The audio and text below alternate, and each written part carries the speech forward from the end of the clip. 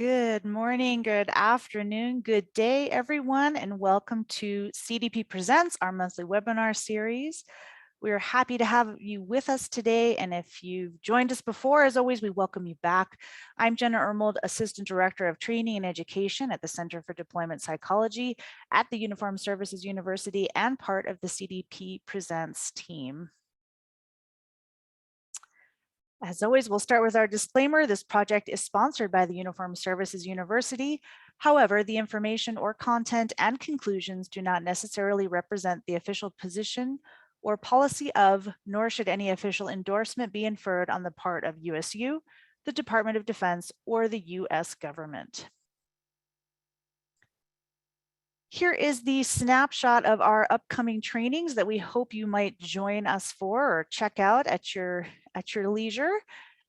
We have actually done a much better job of listing our webinar series for December, January, March, and April. But we also have the Military Connected Couples series. There is the assessment and assessment process and intimate partner violence on December 6th, and then evidence-based approaches to treatment and intervention for treating infidelity on the 13th. So feel free to check those out. Our CDP Presents webinar in December will be self-empowering addiction treatment and mutual help.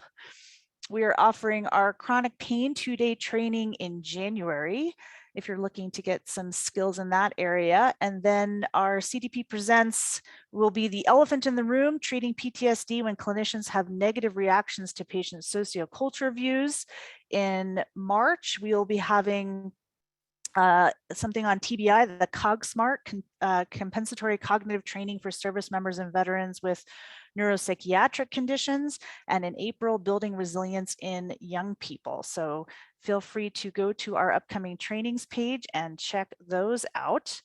If you missed us last month, we have you covered. Don't worry. Please feel free to check out the recording of non-pharmacological pain management in the context of trauma polymorbidity.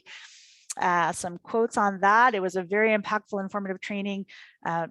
McGeary did a fantastic job, so check that out on our site. And we do apologize. I know we've had some strange tech issues the last month or so. We are working to get those sorted out. So if you had trouble getting in last month, and I know some folks did today, and I'm glad to see so many people are here, do check out that recording at least. And again, we're glad you made it in today. And this is going to be a fantastic webinar. CDP, as Dr. Santinello announced last month, we are excited to announce the official launch of our podcast, Practical for Your Practice. This bi-weekly podcast features stories, ideas, support, and actionable intel to empower providers to keep working toward EBP implementation. Sorry about that, my slides are advancing on their own. To work toward implementing EBPs with fidelity and effectiveness. In our last podcast, which we featured Dr. Corinne Lefkowitz, who is one of CDP's own, practicing what we preach, applying best clinical practices to caring for ourselves. We sit down with Dr. Lefkowitz. Sorry about that. My screen is just advancing and I'm not really sure what's going on because my fingers aren't anywhere near the keyboard. Anyway, we sit down and talk about how provider self-care is important, and it's also an ethical responsibility for us as providers. And we as behavioral health providers are not immune to the stress or even developing symptoms and mood and anxiety difficulties. So we hope you take a listen as Dr. Santinello actually and Dr. Lefkowitz talk about some practical adjustments we can make to our self-care routines in the current COVID environment especially. So be sure to check out other episodes on the podcast page of our website, and don't forget to subscribe on your favorite platform. Next slide. And this, as you know, we like to kind of, everybody's become much more Zoom savvy, but just some practical tips to help your experience be better. We recommend that you close all programs that you may have running in the background. Any difficulty viewing material during the presentation are likely due to a poor connection. While I'm talking, it's a great time to check your volume on your computer. We recommend using a headset if you have one. Many of you have already found that chat feature, which is fantastic. We love when you use the chat. This is where you can enter questions, respond to questions our speakers might pose, or even interact with other participants. Questions are going to be moderated and asked of our presenters in the final 10 minutes of the presentation today, for the most part. Also, if you experience any technical difficulties, please type that problem in the chat and someone from our tech support team will assist you. If you can make sure that you'll see that little blue drop down at the bottom, if you can use the everyone, that means everyone can see your great questions that you ask and your great comments. Otherwise, they just come to the panel. So please do make sure you select the everyone drop down.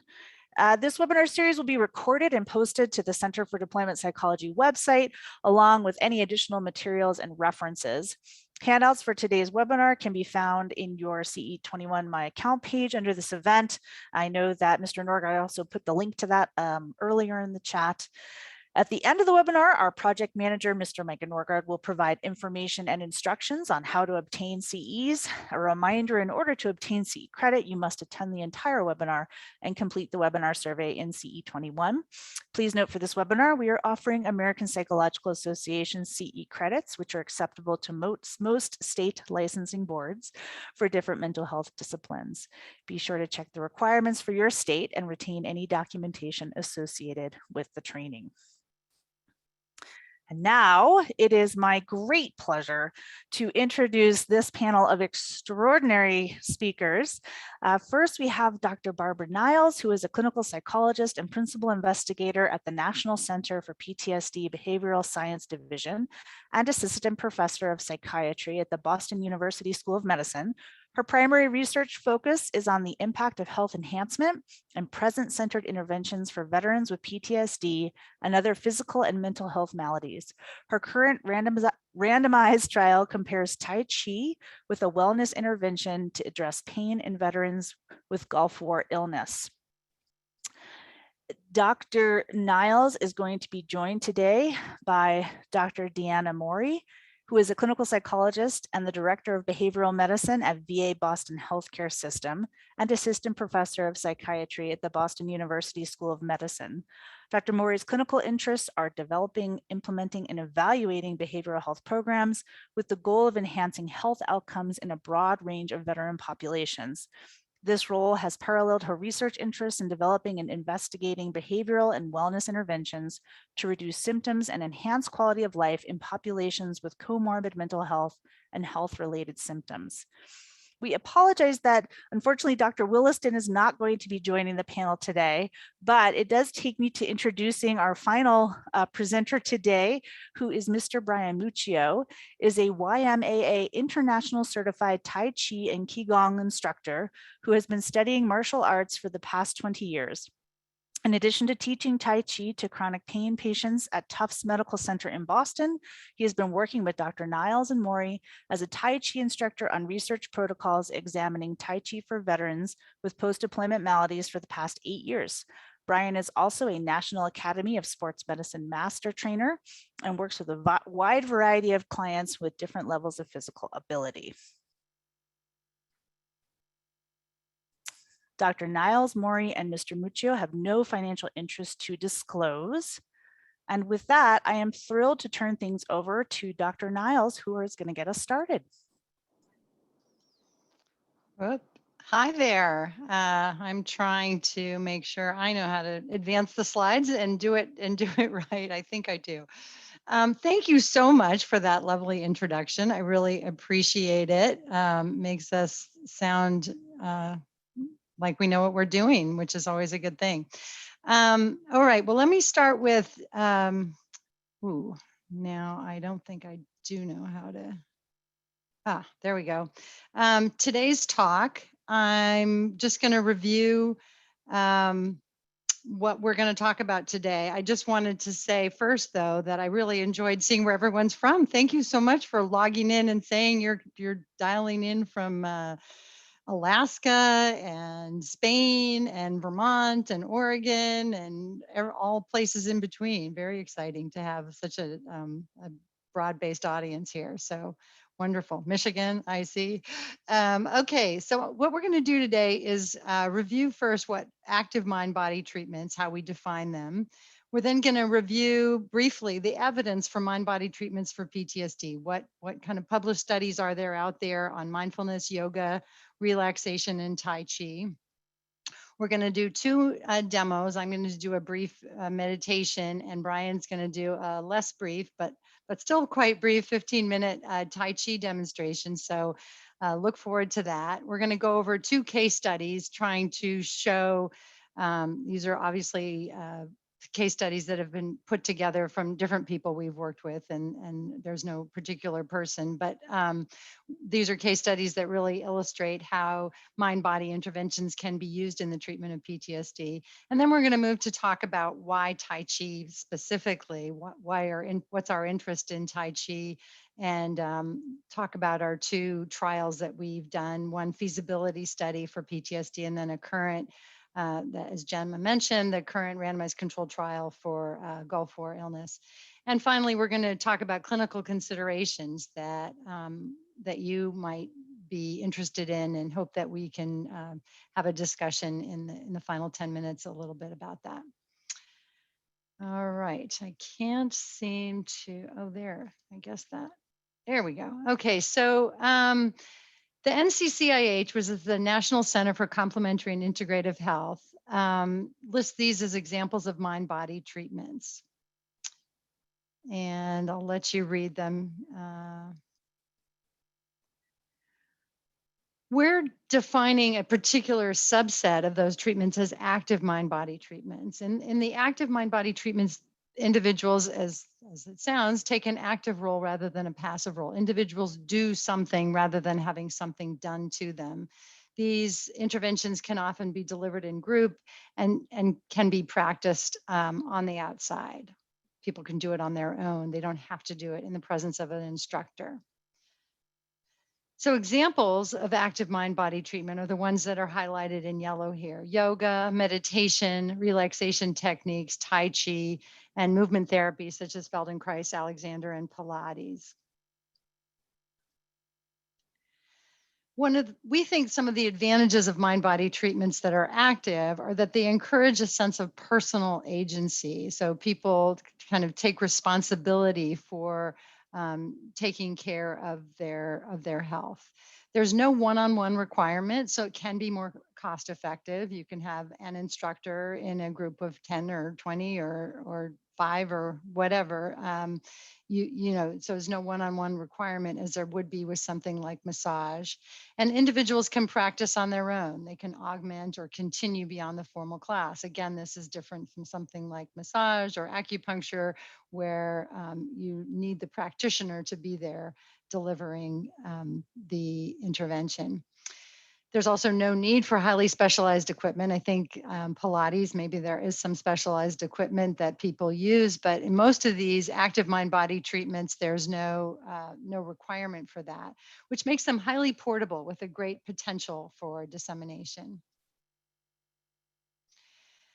Next, we have the focus. So I'm going to switch gears and say that we're focusing on PTSD. I assume that many of your talks at the Center for Deployment Psychology focus on PTSD, and I'm assuming that most of you in the audience know what PTSD is and work with it regularly. But I'm just going to review very briefly here. Obviously, exposure to a traumatic event, intrusive symptoms, avoidance symptoms when people try to avoid their memories and reminders, negative alterations in cognition and mood, higher depression, that sort of thing. And importantly, I think criterion E, arousal and reactivity, which includes irritability, recklessness, exaggerated startle, poor concentration, and sleep disturbance. And this is a particular symptom cluster that mind-body interventions can have a real impact on. Although I think they can impact all the symptom clusters. One of the things that people don't always know about PTSD is that it is associated with an increased risk of health problems of all types. These are just a few examples: cardiovascular disease, stroke, metabolic syndrome, such as diabetes, chronic pain. That one's been highly documented for years. Different sorts of cancer, including ovarian cancer. And people have always been unclear whether it's these increased health problems are due to poor health behaviors or other things, because we do know that people with PTSD generally have take less good care of themselves. There's more smoking, more higher fat diets, and lack of exercise or sedentary. Most people are more sedentary with PTSD. Many people, more, not most.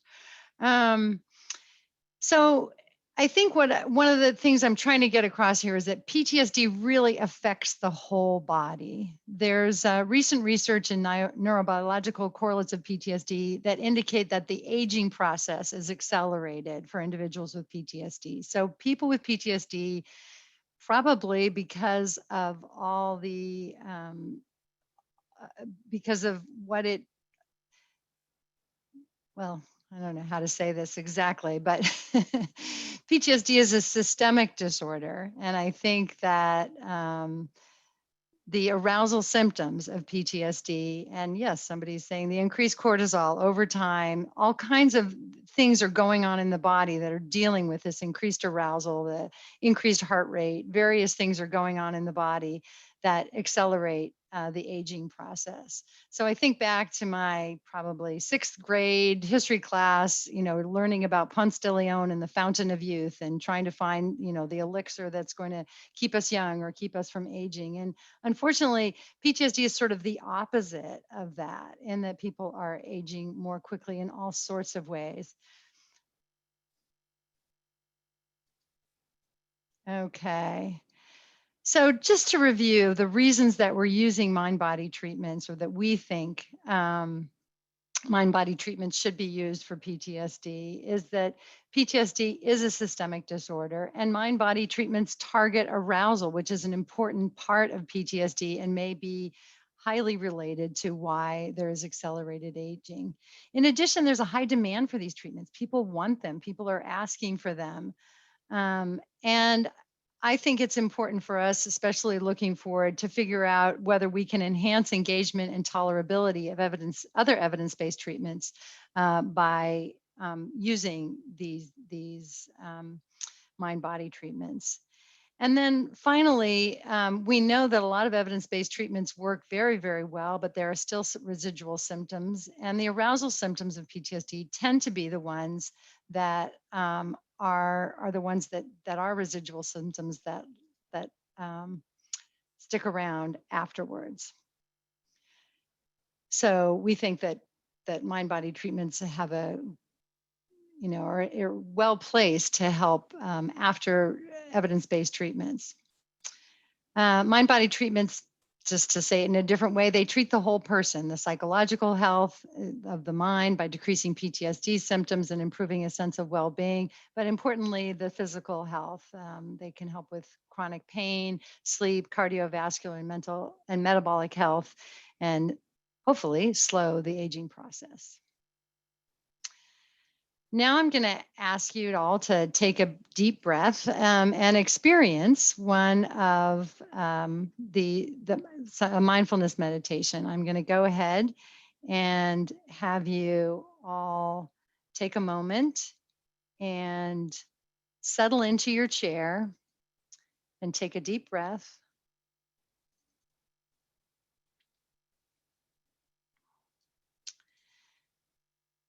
Feel your body beneath you.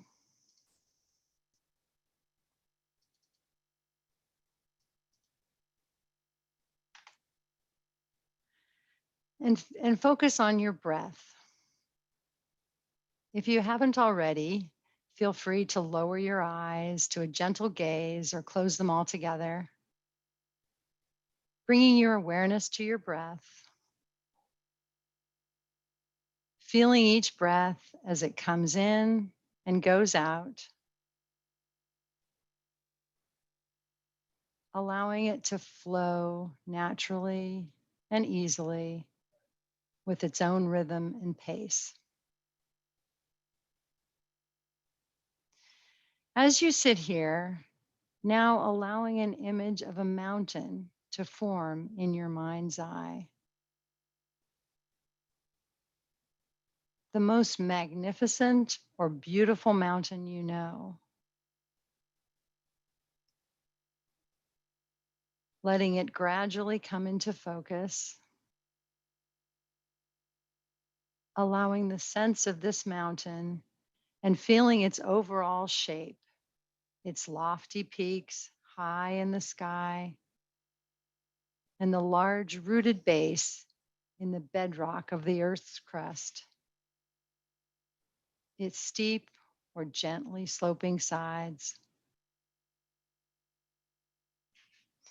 Perhaps your mountain has snow blanketing its top and trees reaching down to the base, or rugged granite sides. There may be streams or waterfalls cascading down the slopes. There may be meadows and high lakes. Just observing it, noting its qualities, noticing how massive the mountain is, how solid, how unmoving, how beautiful. And now imagine that you can bring the mountain into your own body, sitting here, so that your body and the mountain in your mind's eye become one. So that as you sit here, you share in the massiveness and the stillness and the majesty of the mountain.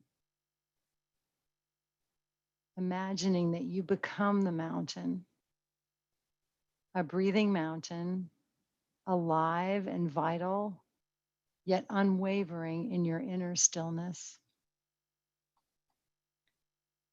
As the mountain sits, seeing and feeling how night follows day and day follows night, the bright warming sun followed by the cool night sky studded with stars.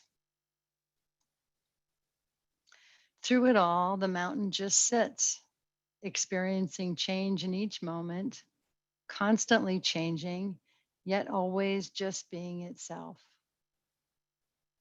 It remains still as the seasons flow into one another, as the weather changes. The mountain just sits, being itself. At times, it is visited by violent storms, buffeted by snow and rain and winds of unthinkable magnitude. Through it all, the mountain sits. In the spring, trees leaf out, flowers bloom, birds sing, and through it all, the mountain continues to sit, unmoved by the weather, unmoved by what happens on its surface, remaining its essential self. In our lives, we experience storms of varying intensity, buffeted by high winds. We endure periods of darkness and pain, as well as moments of joy and uplift. Through it all, remaining our essential selves. If you find you can resonate in some way with the strength and stability of the mountain, you can recall this image from time to time and imagine the mountain to remind you of what it means to sit mindfully in true stillness through all the seasons. So taking a moment and feeling the stillness of the mountain, and then I will count backwards from 3. Feeling the stillness and stability of the unwavering mountain. And now I will count 3, 2, 1. Now open your eyes and come gently back to the present.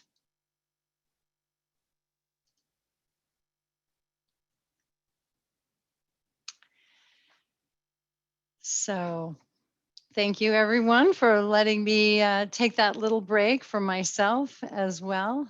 I'm going to move now into reviewing the RCTs, randomized control trials of active mind-body treatments for PTSD. A few years ago, we did a systematic review of these 4 active mind-body treatments for PTSD: meditation, yoga, relaxation, and Tai Chi. So the first one is mindfulness meditation, which we just had a little experience of.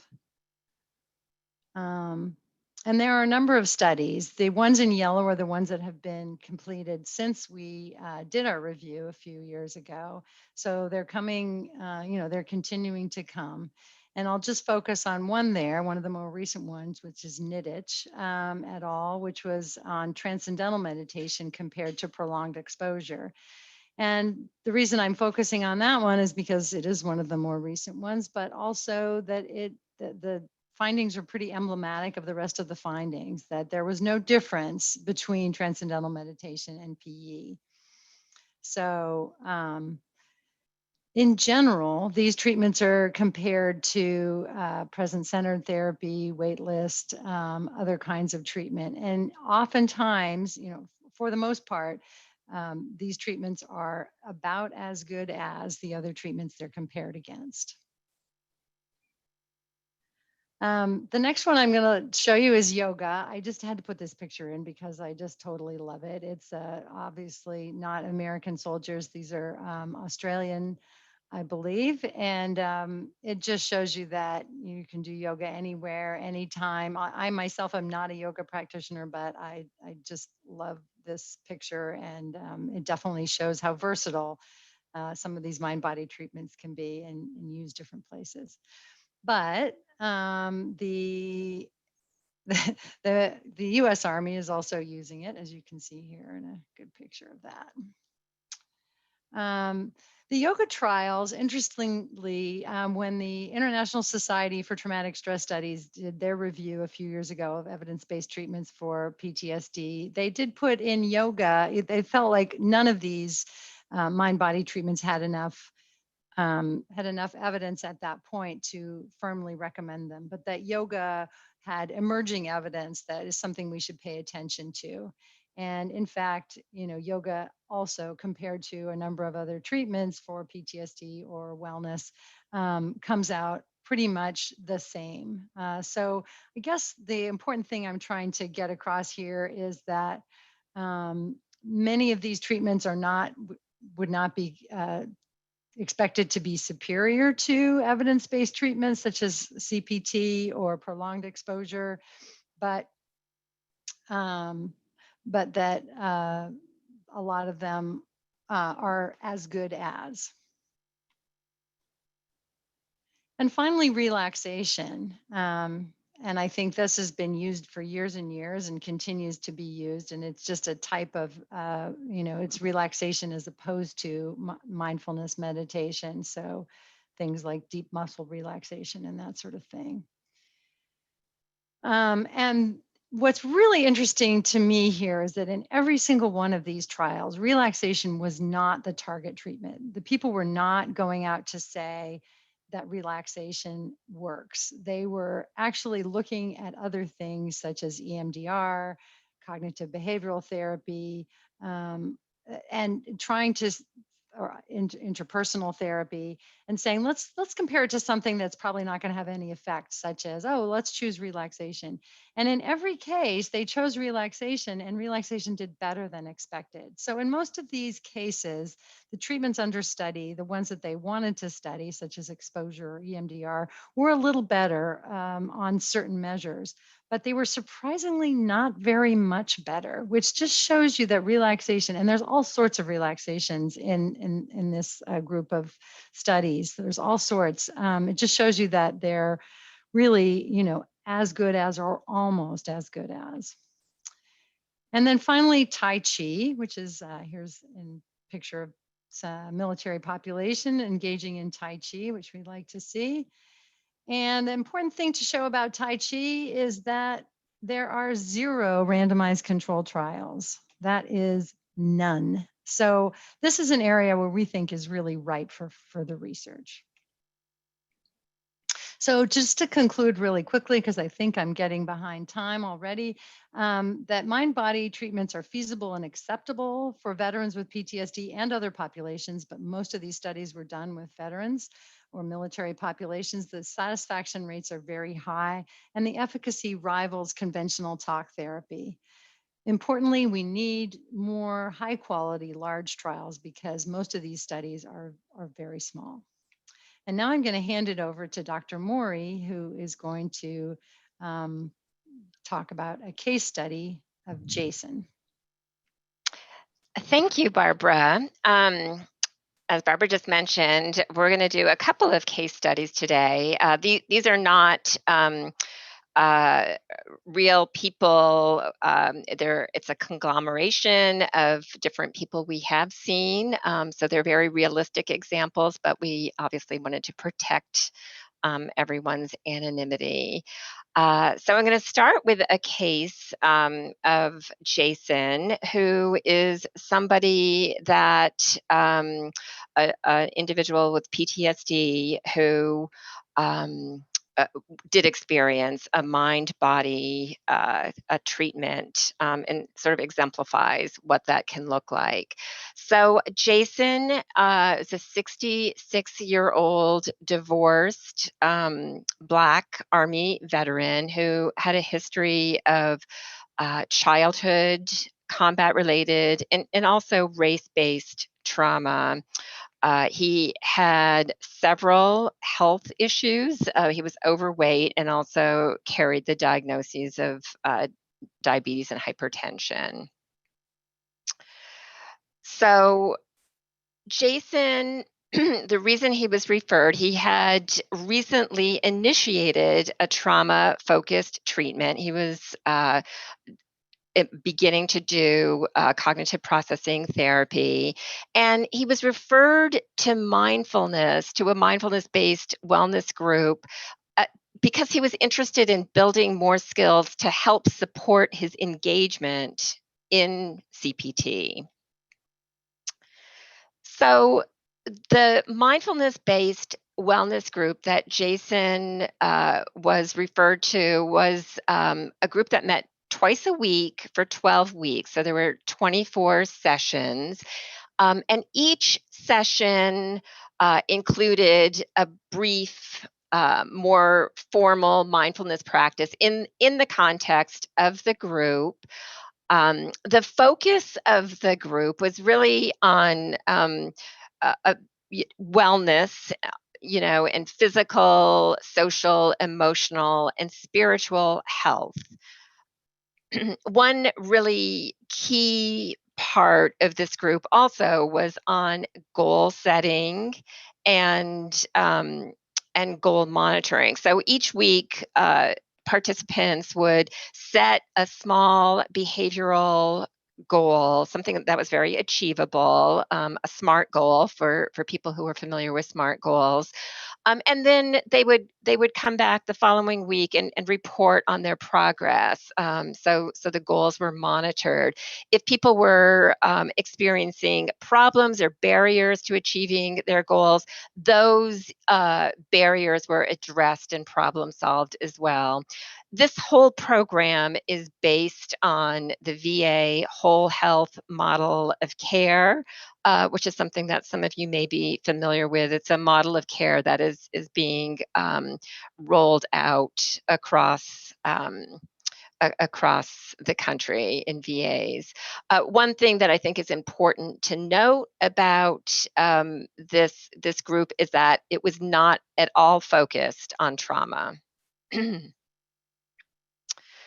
So when Jason initially started the group, he reported that his primary concerns were related to the impact that PTSD had had on his life. And this included chronic difficulty managing intense emotions such as anger. He also reported hyperarousal symptoms such as difficulty sleeping, having a heightened startle response. And he also reported behavioral habits such as overeating or spending hours watching TV that functioned to help him avoid unwanted internal experiences and had a negative impact on his physical health. He also reported being socially isolated. So, in terms of Jason's experience in the mindfulness group, he was initially distrustful of providers and he was concerned about his privacy and what was going to be documented in his medical record. Facilitators met with him privately and respectfully validated his concerns and privacy and about documentation, and explained how his privacy would be protected. After that meeting and after a little bit of time, Jason was much more open and willing to participating fully in the group. He was receptive to psychoeducation about mindfulness, and was willing to try practice, both in and out of session. And what he found was that he was particularly drawn to more informal mindfulness practice, such as mindful walking. He didn't find seated meditation helpful and noted that it was actually a time when intrusive symptoms tended to increase. So, facilitators reinforced his awareness of what types of mindfulness practice worked best for him and encouraged him to continue with those things that were most helpful. So, Jason developed the skills to notice moments when his mind wandered to past traumatic experiences or imagined future threats, and he learned to gently reorient his attention to the present moment using brief mindfulness focusing strategies such as grounding. He also cultivated a compassionate stance towards these internal experiences, noticing the habits of his mind and behavior without judgment. So, for example, he noticed that when he was caught in a cycle of rumination, he was more likely to engage in negative behaviors or poor self-care, such as, overeating unhealthy foods or watching TV for longer periods of time. So by the end of the group, Jason was actually walking over 5 miles daily and had made major dietary changes. He had lost enough weight, over 20 pounds, to meet his weight loss goal for the first time in over 10 years. And furthermore, when he did choose to eat, treat types of foods, he reported doing so mindfully and with increased enjoyment. He also began to reach out to friends and scheduled regular walks with them. He was an excellent group participant, was supportive of other members, and encouraged their health related goals. And upon completing CPT, which, as you recall, he was doing CPT along with this mindfulness group, he spoke of how his mindfulness skills facilitated his engagement in the trauma focused therapy. And he specifically reported being more aware of his thoughts or stuck points, as he called them, and became less reactive and fearful of the thoughts and the feelings themselves. Of note, by the end of both treatments, he achieved a clinically meaningful reduction in PTSD symptoms. So, so I'm going to shift gears here a little bit, and what we're going to do now is spotlight a treatment, an intervention that we are particularly interested in, as Barbara began to allude to, and that is Tai Chi. So Tai Chi, what is it? So Tai Chi is a form of martial arts that involves various motion routines.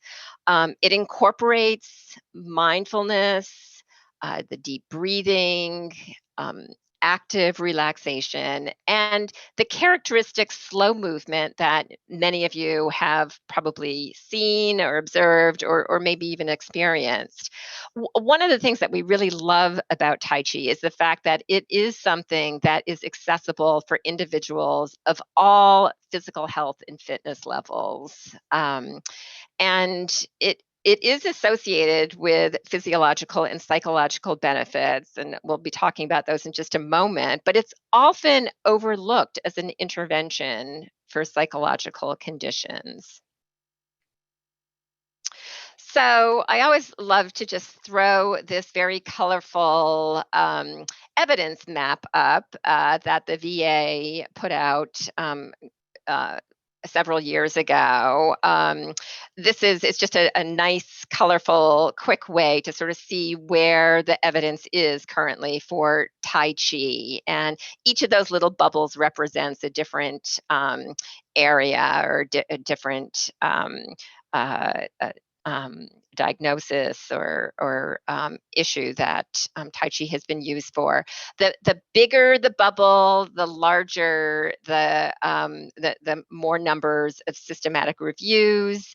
The higher the bubble, the larger the literature size, and then importantly, the further over to the right, the more positive the effect. And as you can see, there's very promising results in the area of hypertension, fall prevention, and cognitive performance. And there's encouraging findings in osteoarthritis, pulmonary disease, pain, balance, depression, and muscle strength. This is from 2014, but and there is evidence is continuing to accumulate, but there is still a need for high quality research on Tai Chi. So, one of the people who actually has performed really high quality research is one of our collaborators here in Boston. Chen Wang is who works out of Tufts Medical Center, has actually done some really outstanding work and has published some seminal articles on Tai Chi. You can see these articles here that reporting on studies done with fibromyalgia and osteoarthritis, and are really excellent. And we're very fortunate right now that we do have Brian Muccio with us, one of our highly experienced Tai Chi instructors, who is going to be able to give a little demo so that everyone can get a taste of Tai Chi.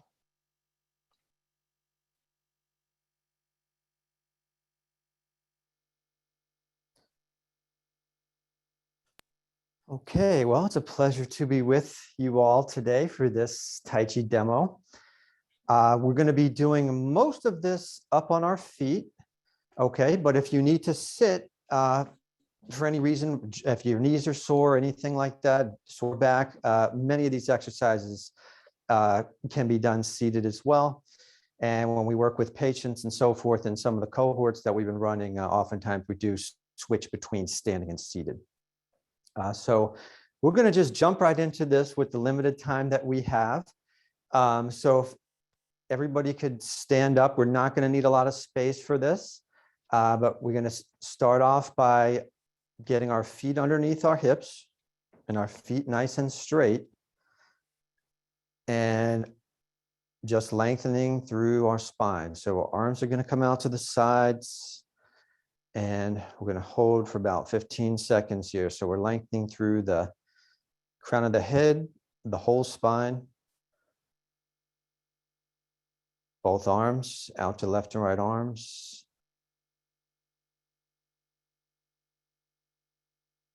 And just breathing and relaxing at the same time.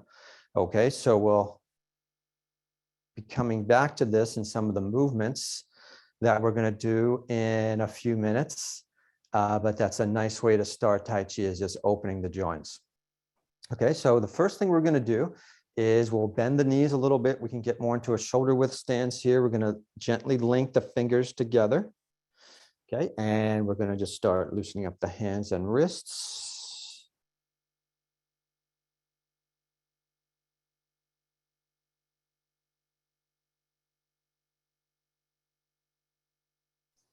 Okay, we'll do a few times there. And from the hands and wrists, we're going to go to the elbows. So we're going to start with our hands on the 45-degree angle. And we're going to bring our thumbs kind of towards the collarbone area and circle out. And we'll go palms up. And then we'll switch to the next rep. Okay, so we're going to do a few repetitions there. Okay, good. And then we'll relax the arms down. Now we're going to start to go into loosening the shoulders. First thing we're going to do is just up the sides, kind of stretching the arms up the sides. As we do this, just breathe in and out through the nose. And we're going to work a little bit on breathing here in a moment, but just breathing in and out through the nose naturally. Then we're going to stretch the arms up overhead.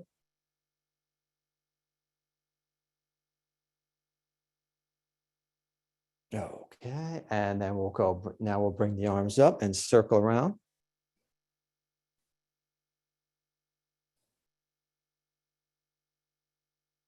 And then we're going to go the other direction, up the sides first and then down the front.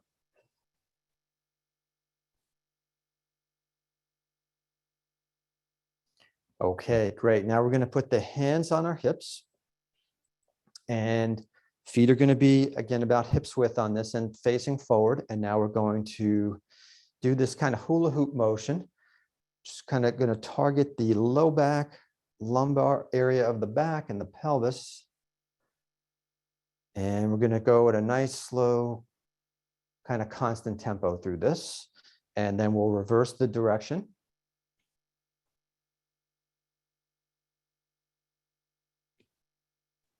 Okay, good.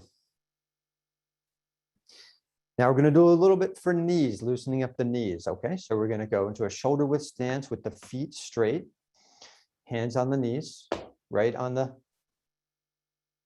kneecap area. And then we're going to go 3 times circling in, small joint circles circling in.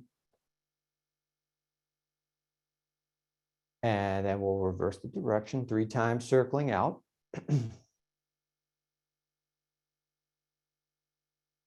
Okay, good. And then relax. Okay, so we're going to do now a trunk stretch where we're going to connect the fingers first.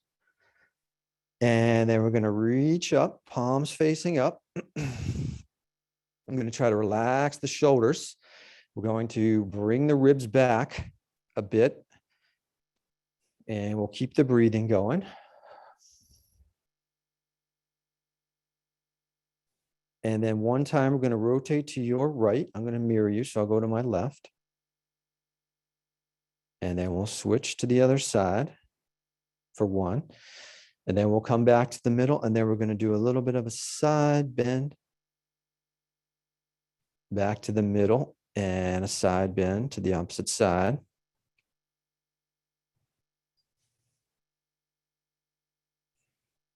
And now we're going to stretch down for 10 seconds. Just kind of let the arms hang and the head relax and hang loose.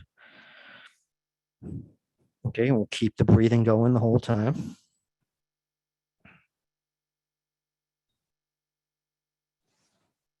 And then we'll bend the knees. We'll very slowly round back up. Very slowly round back up with the spine coming into extension, low back, mid back, and then your head coming up. Okay, so now we're going to get into a rooting exercise and a waist loosening exercise. So we're going to adopt a shoulder width stance. Feet are straight, and now we're going to bend the knees And relax the hips, and we're going to turn from side to side. Turning from side to side. Just let the arms swing in a relaxed way.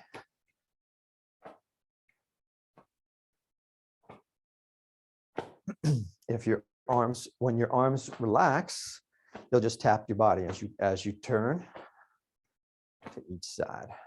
Okay, good. And then relax. Okay, so now we're going to go over a little bit into breathing.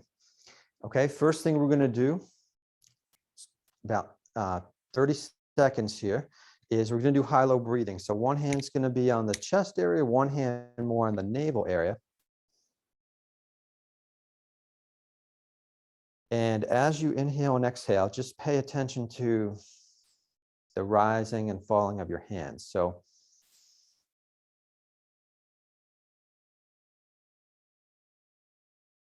just observing here, this is just kind of an assessment to see how relaxed your breathing is.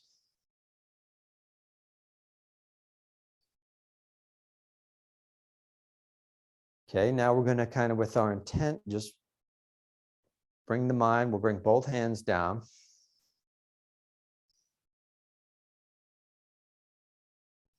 Now, as we inhale and we exhale, we're going to use the hands as feedback. When we inhale, the hands will push away. As you exhale, the hands will come back. So we'll try another couple breaths there.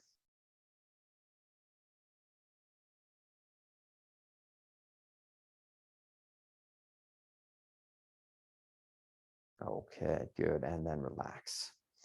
Okay, now follow me. We're going to go into a series of energy development breathing exercises. Sometimes this is known as Qigong. The hands are going to come up overhead, and then they're going to descend down, palms down.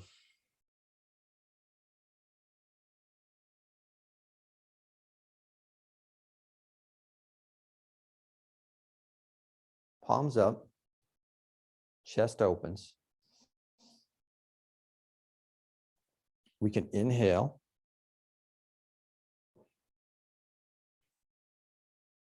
And exhale as the arms fall. It's also okay to just take multiple breaths, whatever's more comfortable for you.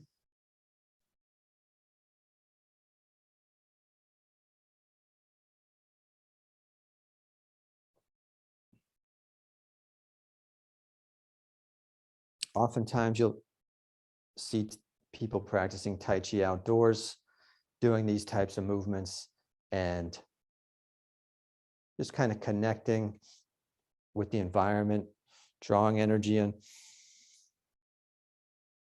down through the crown of the head into the body.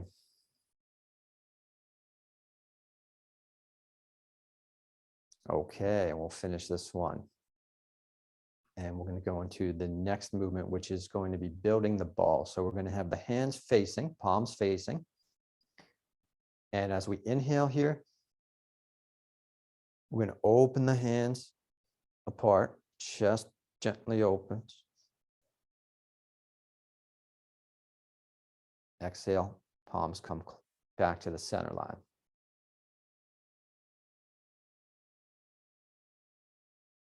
Expanding and inhaling.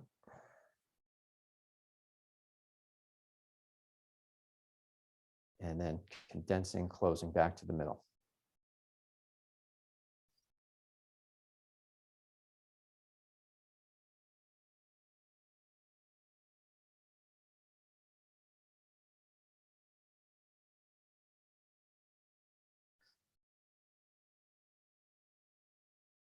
Mind kind of goes out as if there was a big clear ball around your body, all the way out.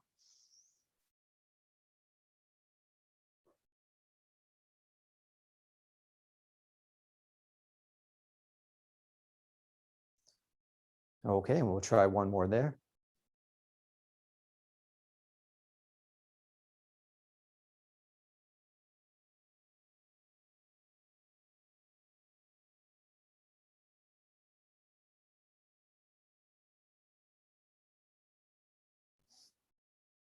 Okay, good. And then relax.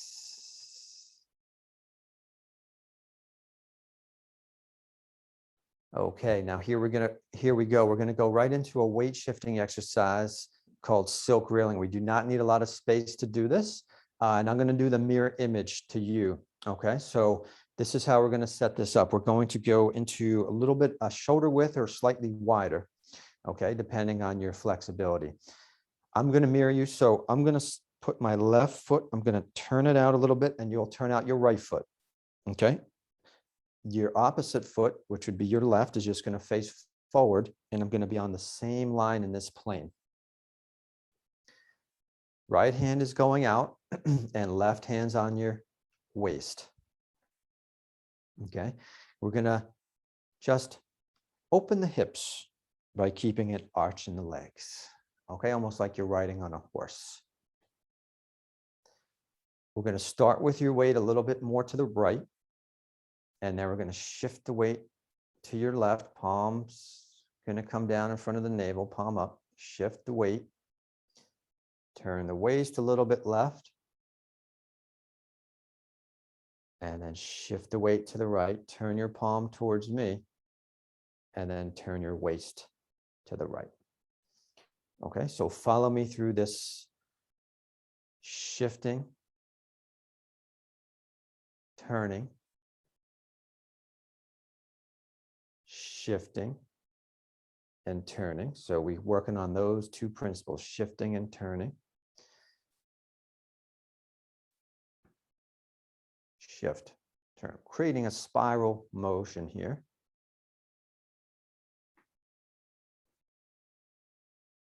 And we'll do one more rep. In Tai Chi, the spiral motion accelerates circulation in a lot of ways. It accelerates our energy flow, spirals and twisting motions. Okay, good. And we'll try a few on the other side. So we'll now bring the right foot just forward, your right foot. Your left foot's going to open a bit. Left hand is out. Just kind of in line with your leg. Okay, we'll keep the alignment really simple here. Now we'll shift and turn, shift the weight to the right, turn. Shift weight to the left and turn.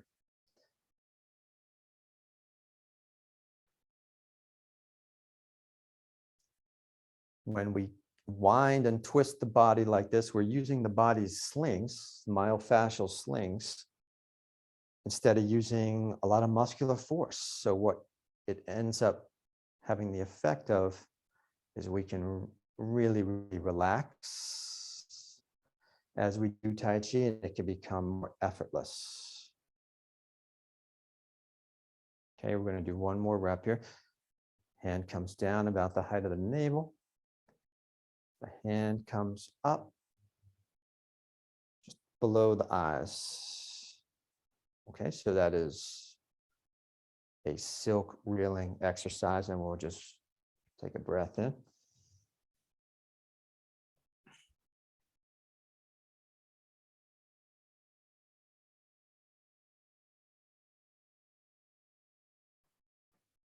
Okay, and now we're going to bring the arms up. We're going to go 3 repetitions, arms up. Inhale.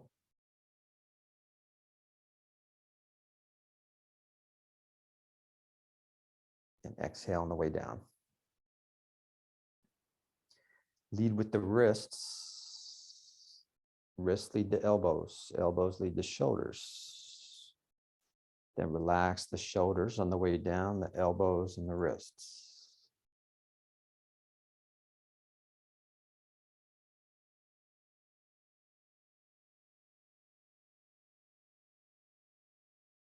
And last one.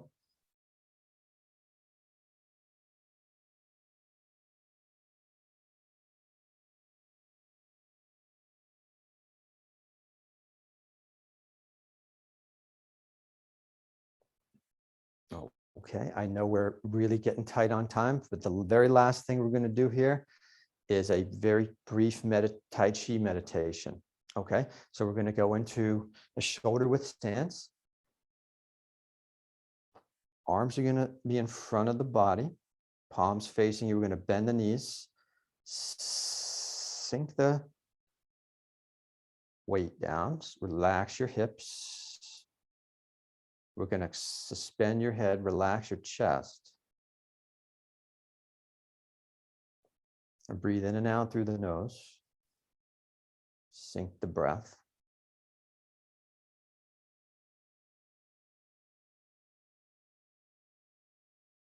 Release any tension down from the upper body to your hips, from your hips down into your feet, from your feet down into the ground. Right, so we can get to a place with this meditation where we're just not fighting our structure. We're not fighting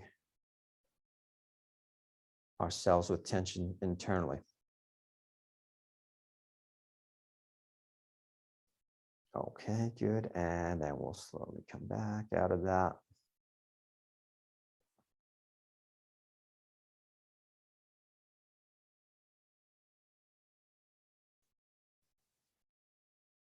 Okay, so I'll turn it back over. That was our brief Tai Chi demo. I will turn it back over to Dr. Niles to kind of wrap up the presentation. Thank you so much. I really appreciate that, Brian. That was wonderful. Looks like I can share the screen again. I'm gonna just, well, it's hard to come back to reality after that. That was just what I needed in the middle of this day. Fortunately, Brian has been one of our Tai Chi instructors for our studies. I'm going to tell you about one of them right now. So it doesn't seem to want to go. Let's see, why not? Okay. Oh, all right, let me go back.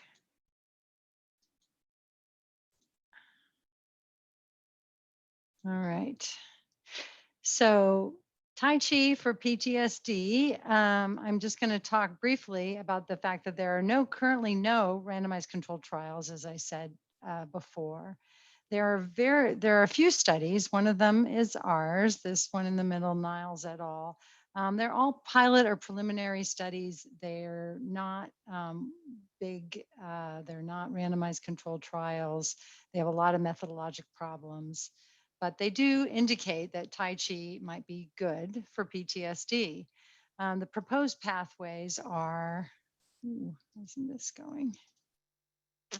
There we go. The proposed pathways are that Tai Chi reduces arousal, and you might have noticed that. I see someone says lost sound. Are you hearing me okay? Yes, we can hear you. Sometimes it Okay. just is a personal thing. If you can maybe hold the microphone in front of you again, that would be awesome. A little closer. Okay, there we go.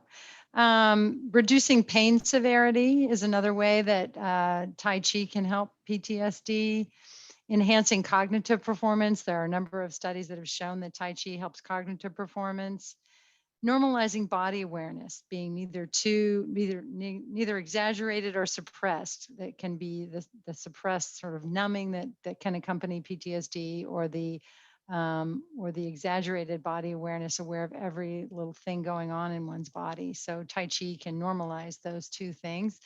And then it helps with reductions in inflammation and physiological reactivity, and enhance cognitive control. So we did a quick, and I'm going to go over it really quickly, feasibility study with 17 veterans, giving them a taste of Tai Chi. So just 4 sessions, and a course of Tai Chi would be more common to be 24 sessions or 36 sessions over 12 weeks. This was just 4 weekly sessions. And I'd be happy to send it to you, because I'm going to go through it real quickly now so we can make up some time. But basically, people liked it a lot. The veterans in the group liked it a lot.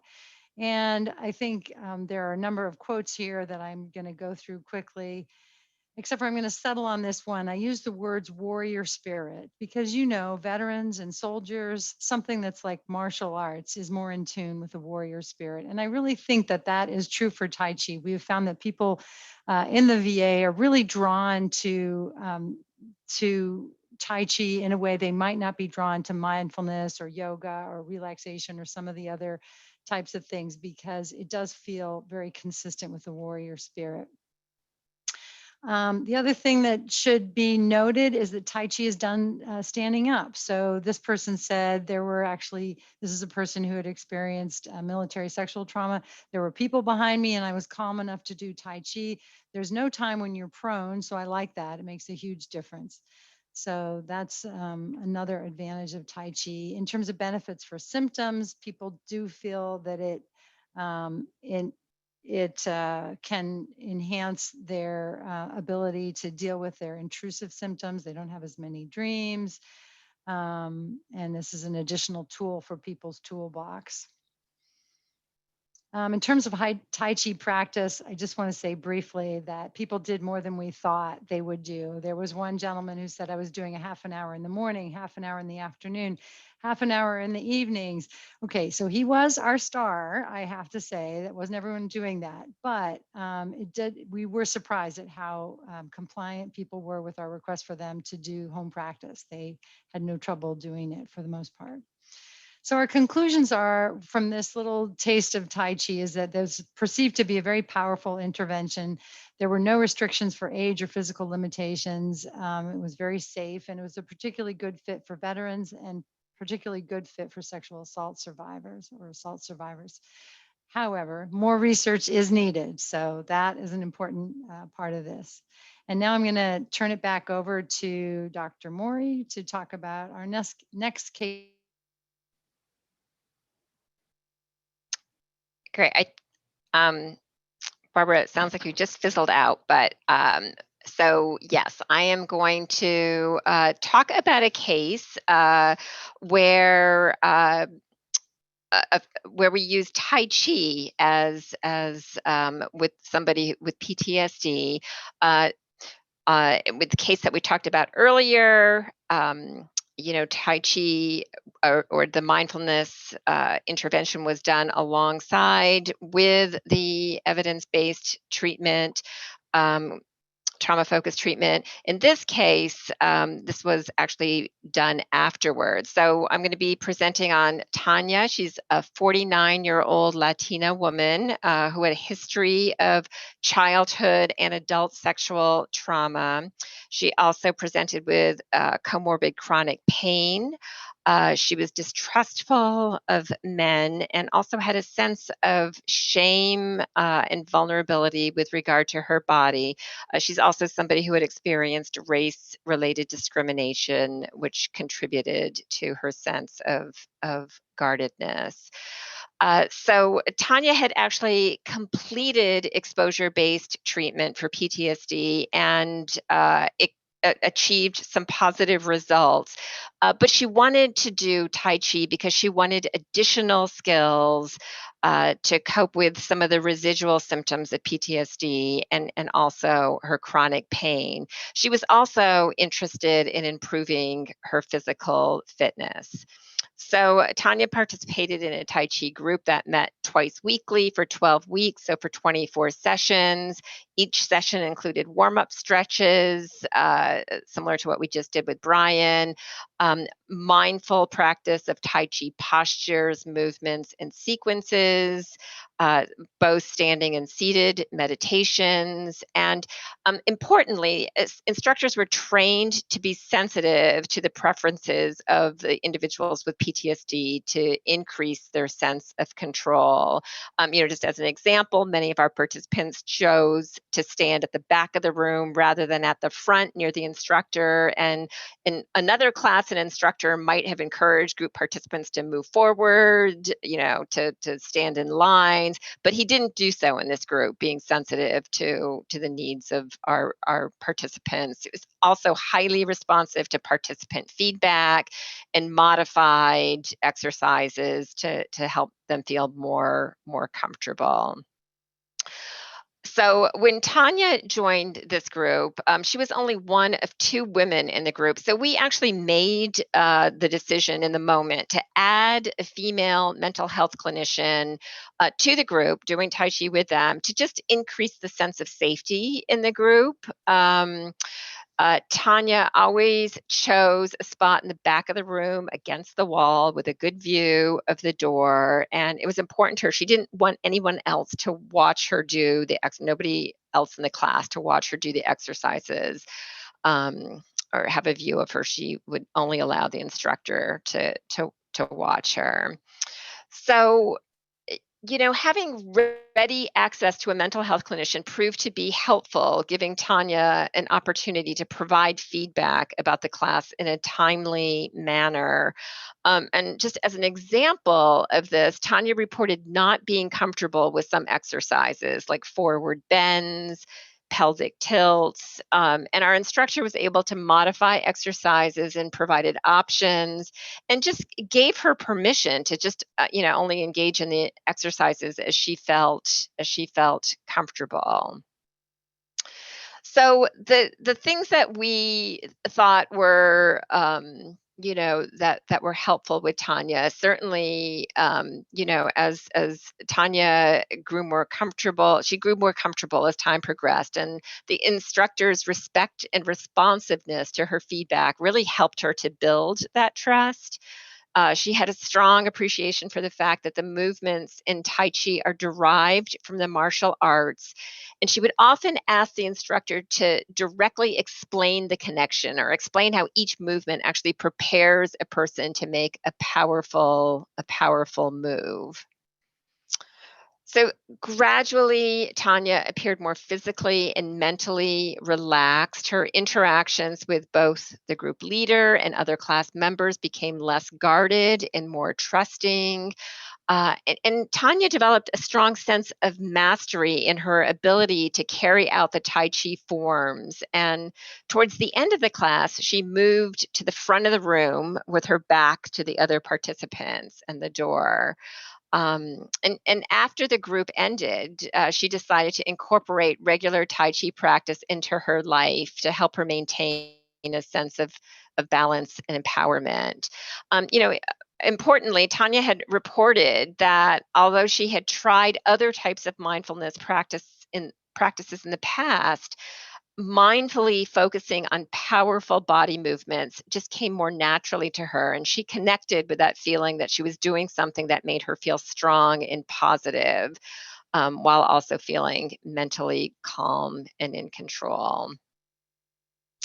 So I always love this slide, which really helps to exemplify. It's a room of people doing Tai Chi and really highlights how people with different levels of ability are, able to do Tai Chi. I'm going to just very quickly talk about our current project, which is Tai Chi for Gulf War illness.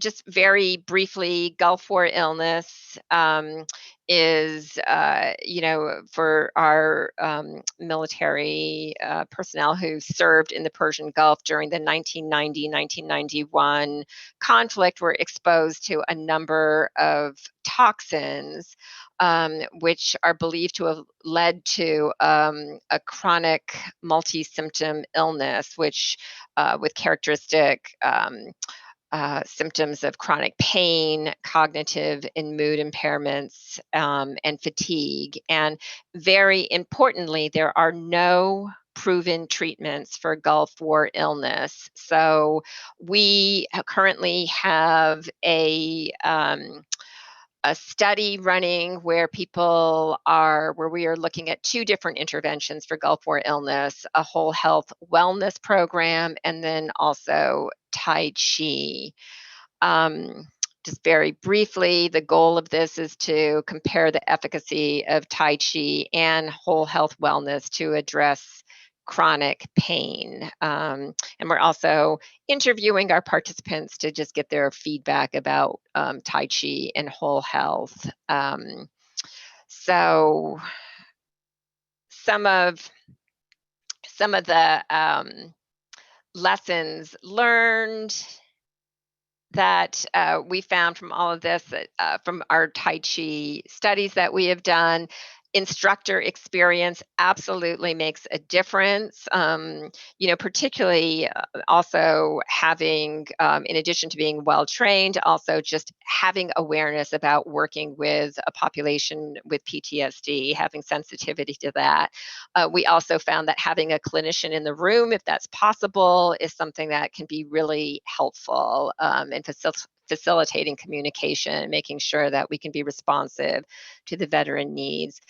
Doing things as a cohort allows for sequential learning, so that you never have a scenario where a person is coming into a group after people are already 6 weeks in, and that uncomfortable feeling. It can avoid that, and also builds social support and camaraderie.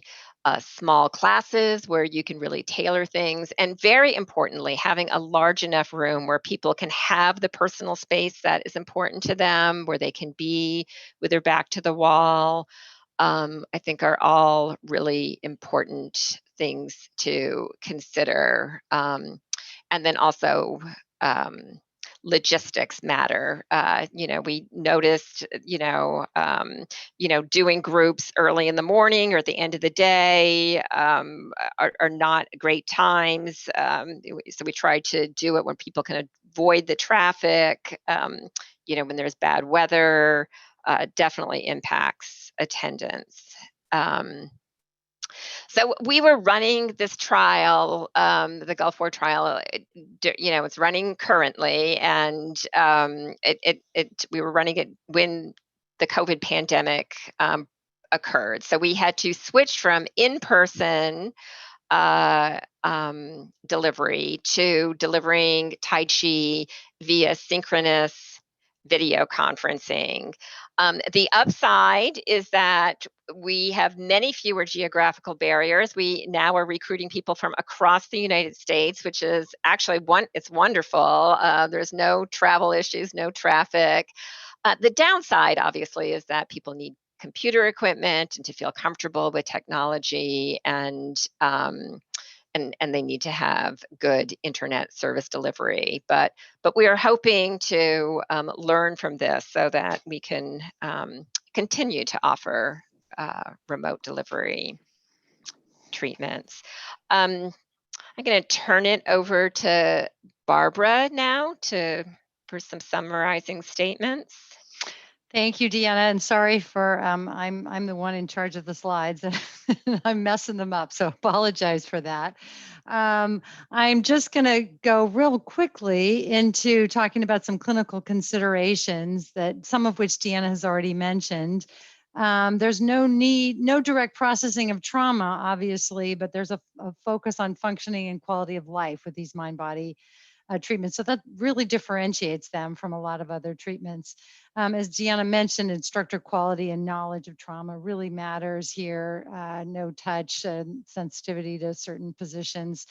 Availability of resources. We have found that telehealth options may help, as you experienced today with Brian. When we do our classes over WebEx, somebody says at Zoom, actually we use WebEx because that's what the VA lets us use. Brian can see the participants and they can see him. And we also have access to videos of Brian and other instructors doing some of the exercises. Other clinical considerations to think about is that mindfulness and mind-body skills really can help people grounding in the moment. It focuses on reducing arousal.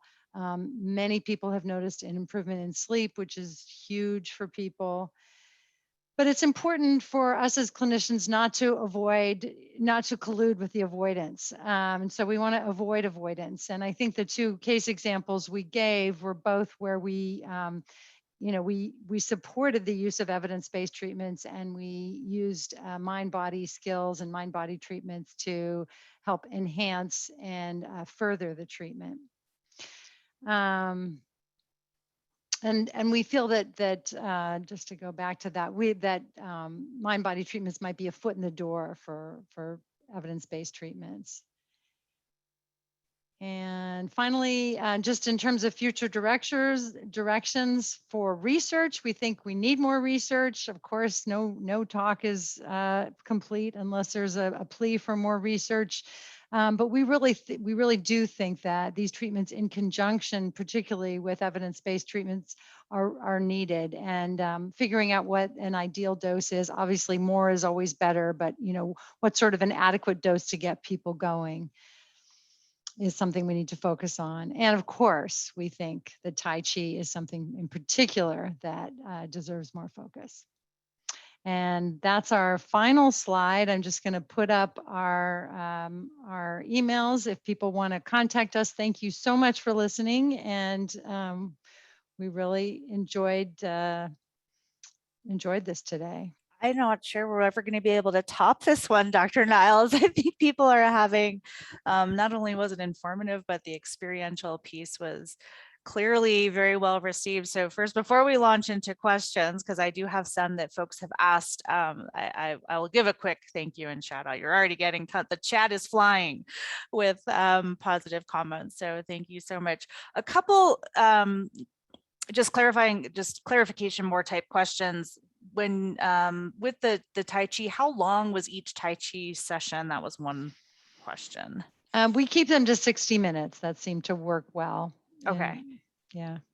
And, but I think you could do longer for sure. I think many Tai Chi instructors, Brian might be able to weigh in, do slightly longer, but I think we did an hour twice a week.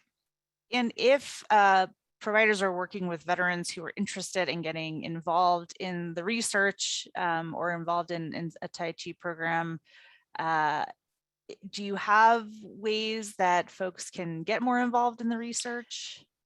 Deanna may be able to weigh in, but I think contacting your whole health coordinator from your VA, they should be able to. I know the Boston VA Vision One, the Northeast people are able to connect to something called Om Practice that has some remote lessons. Some VAs, I think somebody was saying Long Beach, I saw in the chat, are doing offering classes, and I think they're available. It really varies VA to VA, so the best way to find out would be to contact your whole health coordinator in your setting. Okay, that sounds great. And Emily just put, have you found if Tai Chi is still effective, even if it's less than 60 minutes? And I think that was a question I actually had kind of given. I'm a PE trainer, so I see the world through PE eyes, and I'm thinking about the intensity of what we're asking our clients to do just as a part of that treatment, and incorporating Tai Chi makes a ton of sense. But have you looked at, and I know you're looking at dose right now in general, but any thoughts on if less than 60 minutes is also helpful, or some Tai Chi is better? A taste of Tai Chi is better than no Tai Chi. I mean, you got a taste of Tai Chi today. We did our 4-session intervention where people got a taste of Tai Chi, and obviously some is good and more is better. I mean, in terms of really developing a practice for Tai Chi and learning the form, the movements and the form of Tai Chi, obviously more is needed. So I think there's a difference, and again, Brian could speak to this better, but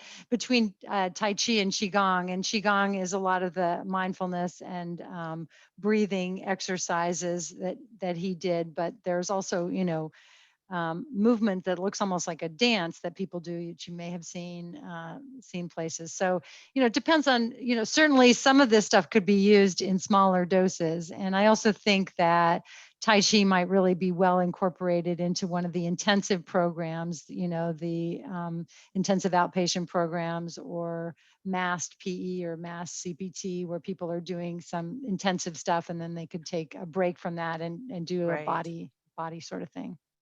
That makes a ton of sense. I like what William found. Some is better than none, and more is better than less. Sorry, I butchered what you said, but and I also apologize that I did not at all pronounce the, and I'm not going to say it again. Say it's not Qigong. Can you say it again? How do you pronounce that? I say Qigong, but Qigong, Brian, are you there? How do you say it? Yep, Qigong. Okay. Excellent. Thank you. One other question that came up, there was a couple other ones, but I know we're running out of time. The recording will be posted, so you can rewatch this and absorb more. But earlier on, when you were talking about some of the mind-body interventions being as good as some of the other EBPs, the question was, what are you measuring? Arousal, nightmares, avoidance, startle? Yeah, good questions. People measure all kinds of different things. I mean, generally, the first outcome people are looking at is, scores on a PCL or a CAPS, which is, sort of a total score for PTSD.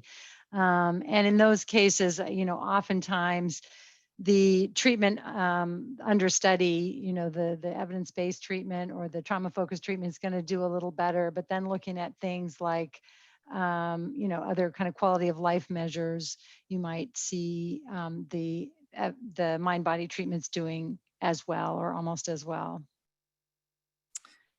Okay, great.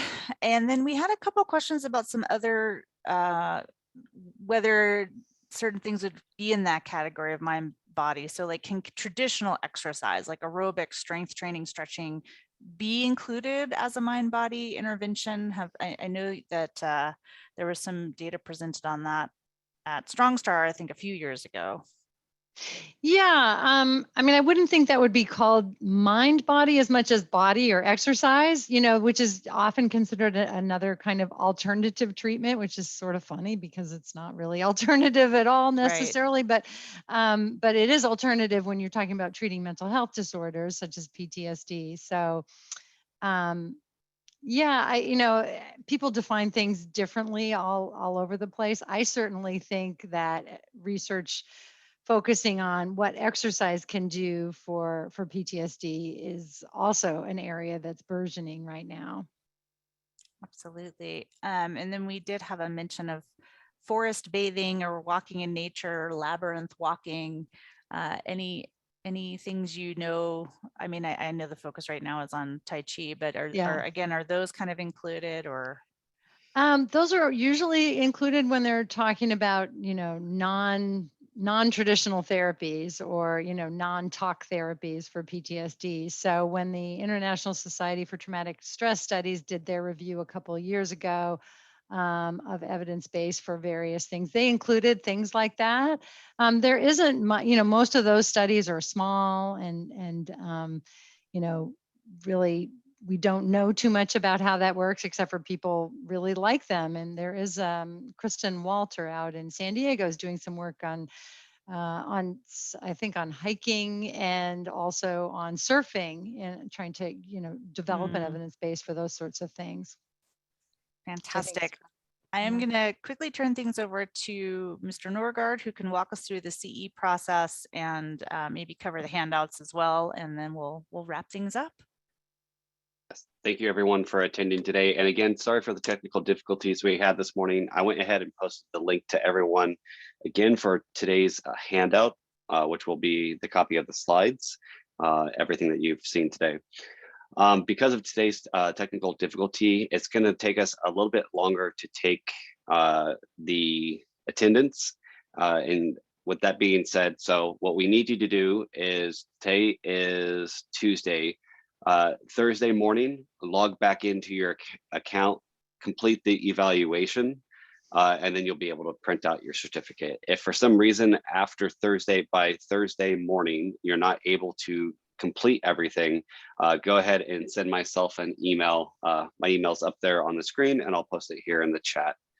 Otherwise, thank you again. Wonderful. Well, I again would love to thank everybody for joining in today. Dr. Mori and Dr. Niles, that was a fantastic presentation and we're certainly grateful to you as well. Brian, for walking us through the taste of Tai Chi that we got for today.